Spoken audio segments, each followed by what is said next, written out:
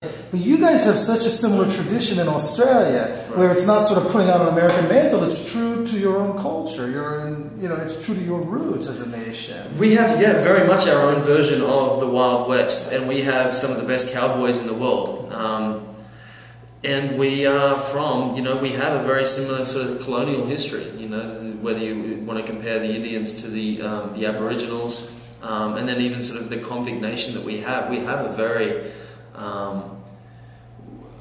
raw and sort of, I guess it's ultimately just like a tough outlook on that sort of world, and that it's really a throwback to the classic mythology of good versus evil, which I don't think young men can never get enough of. Right. It's so neat to see it in that context, but not see it borrowed. See it sort of integral to the culture.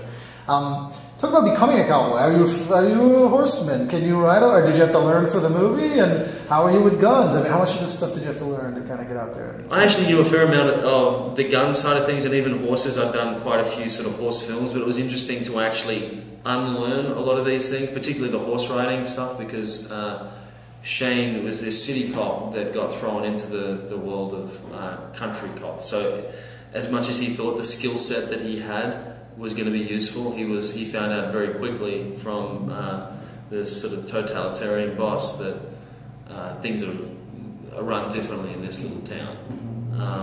So it was, in terms of even just the horse riding, I said to Patrick, it would be funny if he was trying to ride a horse like he would try and drive a bus. So I had the reins up here and steering it like this, had my feet up too high, and it was a nice ego check, because I had all our cowboys on set who were looking at me and judging me, and not knowing that I could ride a horse, and seeing me there and sort of thinking, wow, this is the actor they hired to play a cowboy? This is terrible.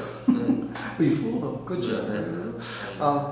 I'm a huge fan of the Western genre, so it was a pleasure to get stuck into it, and I realised very early on, as much as my name was an ode to both Shane and Gary Cooper, he didn't really sort of have the classic hero qualities of the Western films. He was a guy who, from the very first frame you see him, he's forgotten his gun, and then he sort of has to find the courage and, I guess, the stakes to sort of turn into the Eastwood and the John Waynes by the end. It's almost like the prequel to where High Plains Drifter starts, or where The Searcher starts. It's what drew them to get to that. I do need to ask you about True Blood. I think it's pretty hilarious to see a guy like that in the cop force.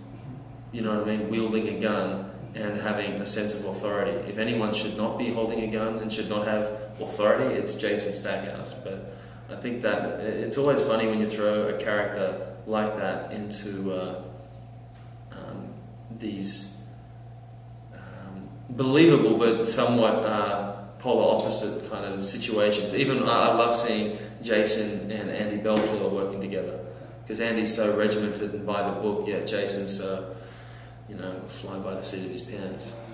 All right, well, congratulations.